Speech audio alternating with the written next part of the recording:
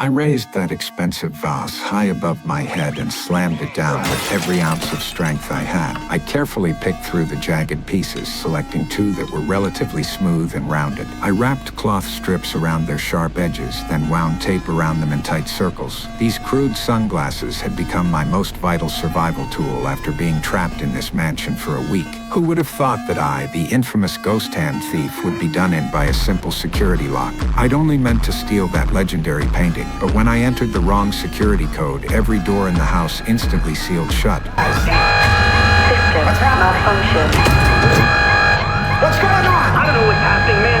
I've lost access. What's happening? I don't understand. Just like that, I became a prisoner in this golden cage. After 2 days trapped inside, hunger and thirst gnawed at my throat like venomous snakes. I buried my head deep in the refrigerator, desperately licking at the old ice chips, gathering them up and swallowing them like jelly, even cleaning every last bit of frost from the shelves. The cold sensation made me temporarily forget my despair, but when I couldn't scrape another speck of ice from the walls, tears suddenly started pouring down my face. I curled up in that refrigerator and sobbed, then quickly wiped my eyes and struggled back out. If I didn't find a way out soon, I'd end up as nothing more than a mummified corpse in this mansion. This penthouse on the 60th floor had soundproof, bulletproof windows, and aside from the locked front door, there was no other way out. I felt along the solid wood door, attacking its weakest seams with my knife. Wood shavings flew as I chiseled away the outer veneer, revealing the softer inner layer. But before I could get excited, sweat started rolling down the back of my neck. The broken central air had turned the place into a sauna, and I'd already used up what little moisture was left in the fridge. I searched the entire place for water. The faucets and toilet were bone dry. Staring at that non-flushing toilet, I hesitated for the longest time, but ultimately couldn't bring myself to drink from it. I crawled into the corner plant area and dug out the irrigation pipes, but when I twisted them open, they were completely empty too. With no other choice, I forced myself to ignore my hunger and thirst and kept chiseling at the door, until my knife hit something hard with a dull thud. I desperately felt along the inside of the door frame and discovered a thick steel plate sandwiched within. There was no way I could break through without professional tools. This house was creepy in every way, like a cage custom built just for me. But I couldn't just sit there and wait to die. I opened the rich man's closet. Behind the clothes, there seemed to be a hidden door. Beyond that door was a narrow corridor. I thought I could finally escape, but when I reached the end, I saw something terrifying.